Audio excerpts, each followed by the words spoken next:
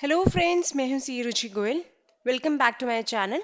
आज मैं आपको अगेन एक इम्पॉर्टेंट अपडेट दूंगी जीएसटीआर 3B में। जैसा कि आप सब जानते हैं कि जीएसटीआर 3B अब ऑटो पॉपुलेट हो रही है, तो कुछ टेक्निकल डिफिकल्टीज भी आप फेस कर रहे होंगे 3B फाइल करते हुए।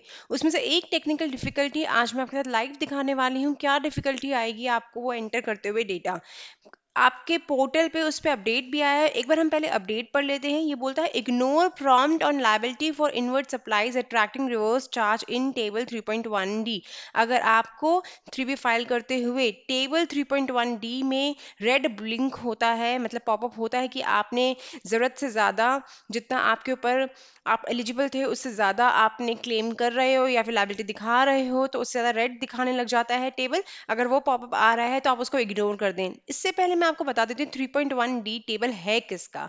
3.1D टेबल होता है आपकी जो इन्वर्ट सप्लाईज होती हैं, जिसमें आरसीएम बेसिस पे आप टैक्स पे कर रहे होते हो, उसका होता है। अब मैं आपको एक बार दिखाती हूँ डिटेल में कि इस टेबल में क्या प्रॉब्लम आप फेस करने वाले हो।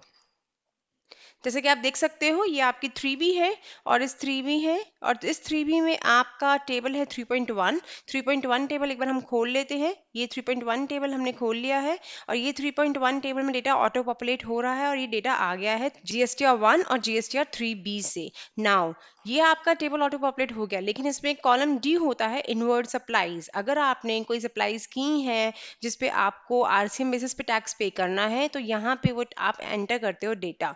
अब आप तब एंटर कर पाओगे अगर आपके सप्लायर ने जब आपका इनवॉइस एंटर कर लिया है तो आप डेटा पुट करोगे। लेकिन क्योंकि इनवर्ट सप्लाईज में आप टैक्स पे कर रहे हो आरसीएम बेसिस पे, तो आप इसको अपने एक्चुअल बेसिस पे करोगे, जितने भी एक्चुअल सप्लाईज हैं जिसमें आपको टैक्स पे करना है। फॉर एग्जाम्पल आप देख सकते हैं कि 000 पॉपुलेट हो रहा है, मतलब मेरा जीएसटीआर 1 और 2B में कुछ डेटा नहीं है। मैं यहाँ पे 5000, मुझे लगता है कि मैंने कुछ ऐसी सप्लाईज की थी जिसपे मुझे टैक्स पे करना है आरसीएम बेसिस पे, तो आपको टैक्स तो पे करना ही होगा। सिस्टम रेड पॉपअप हो गया, इसका मतलब आप 10% से ज़्यादा आप यहाँ डेटा पुट कर रहे हो। बट ये लायबिलिटी है, ध्यान रखिए, आईटीसी नहीं है, ये लायबिलिटी है। लायबिलिटी तो आपको एक्चुअल बेसिस पे पे करनी पड़ेगी। जितनी भी आपने सेल की थी या फिर जितनी चार्ज बेसिस पे आपको जीएसटी पे करना है, वो तो एक्चुअल बेसिस पे करना पड़ेगा। अगर ये ब्लिंक भी हो रहा है रेड, तो भी आपको इसको इग्नोर करना पड़ेगा। तो ये ही आपको एक्सप्लेनेशन दी गई है यहाँ पे। आप देख सकते हैं कि वो बोल रहा है कि जब भी आप in this auto populated GSTR 3B liability on account of inward supplies attracting reverse charge auto populated is also drawn from GSTR 2B of the taxpayer for the said period.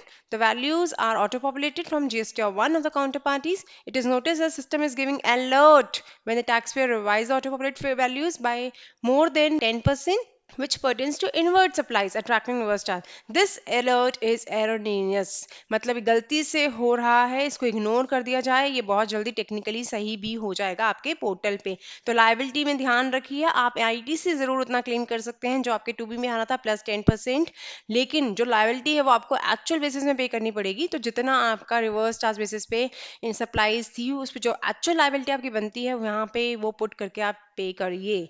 अभी के लिए ये रेड पॉपअप जरूर हो रहा है, लेकिन आप इसको, अगर रेड भी हो रहा है तो भी इसको भरते हुए, एक्चुअल भरते हुए इसको सबमिट कीजिए।